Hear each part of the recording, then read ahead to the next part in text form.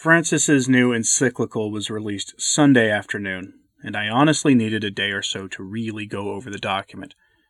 Suffice it to say, the document is a full-throated love letter to all the topics that I've been covering for you for the past 2 years, many of them hot-button topics that are a bit sensitive in nature.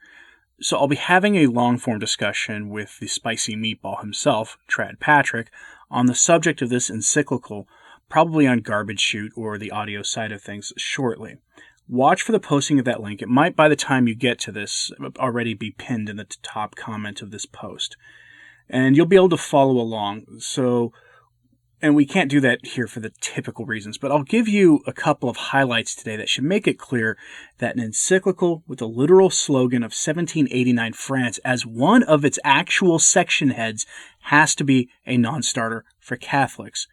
Some good Catholics I know have decided to categorically ignore all the issues and focus on the good, and then demand that you go along with it. And to that, I say I won't be following this Pied Piper anywhere, thanks very much, and I'm even reevaluating some of my commitments because of that. So let's get into a brief preview of this document, because it's absolutely clear that Francis means business. But let's frame this with the concept of what Pachamama is. What in the minds of those who adhere to it, Pachamama is often depicted as the world dragon. Why is this relevant? Remember that this document is clearly a continuation of Cardia Amazonia, and as such, its release 1 year to the day after the Pachamama event in the Vatican Garden in St. Peter's Basilica is to be borne in mind. It was released on the feast of St. Francis of Assisi also. Remember that. One commentator described this document as building the city of man, a reference to St. Augustine's seminal work, The City of God, where we are told that if we wish to follow Christ, we must choose either the city of God or the city of man. The commentator's analysis is spot on. There are some initial references to our blessed Lord early in the document, but after, not much to put it mildly, just page after page of what we've come to expect. First, a lot of people are grabbing on to paragraph 6 as a sort of sign that we don't need to worry about the document. It's the paragraph where Francis says that Fratelli Tutti merely represents his own ideas and should serve as a meditation, suggesting that it isn't something we're required to follow as Catholics. A money quote from that paragraph is this line, quote, "Although I have written it from the Christian convictions that inspire and sustain me, I have sought to make this reflection an invitation to dialogue among all people of good will." End quote. Reassuring, right?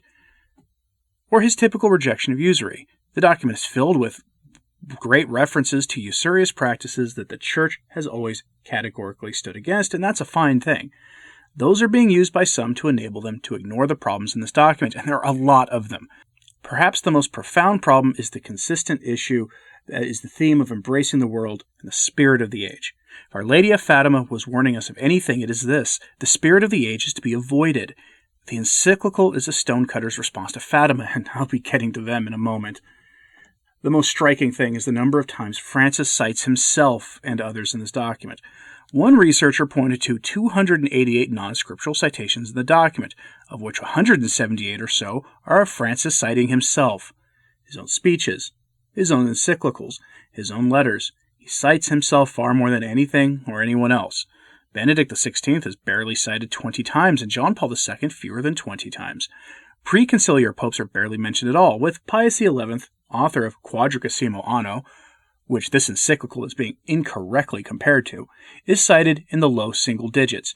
Beyond that, there are few papal citations, few citations to Catholic social teaching, and instead what we are being given is something that is the magisterium of Francis, a phrase that we were given numerous times by members of the hierarchy. It's purely new also as terms go in the history of the Church, and this document is clearly more of that. Building on Francis's own work in Laudato Si, Cardia Amazonia, and even Amoris Laetitia. This theme is dialogue and love in the most modern sense of the words, with little grounding in anything concrete. In fact, we get Francis's most famous proclamation in recent years, that regarding the ultimate move the sovereign can take in defense of the law, and enshrines his rejection of that, stating that it is no longer needed. This is but one area that we will see future popes using to address this period in the history of the Church, and I pray that I am around to see it. This topic belies the central theme, and that it is a preparation for Catholics to see doctrines and even dogmas altered to bring the Church up to date. Get ready for that, because that is where this is headed if things continue on the course that they are on. The document is peppered with language that points to that inevitable outcome as well. In my discussion with Trad Patrick, we'll go over that in more and clearer detail. There is a lot to this encyclical, as it is the longest ever published, and it's one of the reasons why I'm so amused by some people chastising people for not wanting to for not commenting on it until they read the whole thing. One immediate reaction is that many Catholics are expressing for a longing for a time when encyclical letters were much shorter. For example, Rerum Novarum is only 64 paragraphs long, and by preconciliar standards, that's actually pretty long. It's a small book in size when published by itself. Fratelli Tutti is about 350 pages in length when published. At least the English version is, and that is one of the reasons why I won't be doing a full text reading of it here. I have a link to the document on the Sources blog at returntotradition.org in today's show notes for those who want to read it. Make sure you have some Tylenol or a soothing beverage when you do read it, though. I hear that hot cocoa works pretty well. So, in closing, I mentioned the stonecutters. They issued a giddy endorsement of the document as soon as it was released, almost as if they knew its contents ahead of time. Why this isn't being noticed by anyone but me, I haven't figured out yet, but they have endorsed it, saying that it's a herald for a new age and represents a turning point for a new civilization. Writes someone calling himself Pierluigi Cascioli, a journalist with an Italian stonecutter group. This is how Edward Penton is reporting it, and he's usually on point. Cascioli praises the document for being a call for universal brotherhood, that is not a banner for Catholicism, that it is an appeal to all, and that it features the universal wisdom of all. The document's endorsement of the egalitarian concept is praised by the stonecutter, and he asks a basic question, quoting Penton's write-up. He further wonders if the monarchical structure of the Church is at odds with the content of the document. It is, and speculates whether the Church's social teaching will need to be updated in light of the innovative values of the document. It probably will be. In other words, will the Church fully embrace the conciliar ideal, and will it embrace what the German and Australian bishops are espousing in their synodal way? It's all connected. Cascioli cites explicitly paragraph 4 in its call for dialogue, which is done on the notion that the Church is in a position to listen and learn, not teach. The odd thing is that this clearly contradicts the conciliar encyclical Mater et Magistra, which posits that the Church is an expert on the human person, civilization, and that the Church puts itself at the service of a world that clearly needs leadership. That encyclical was written by John the 23rd, and it kicked off the conciliar era. Instead, now we see in Fratelli Tutti an embrace of the leveling tendency that Francis actually says no to in other places, though the leveling he is against has to do with material concerns. This is something else, a call for peace by standing for pretty much nothing. In the spirit of this, Cascioli asks if the Church wants to dialogue with the stonecutters. When I read the document before reading the Cascioli article, I asked the same question because it seemed to me to be the case that it was precisely what was being called for.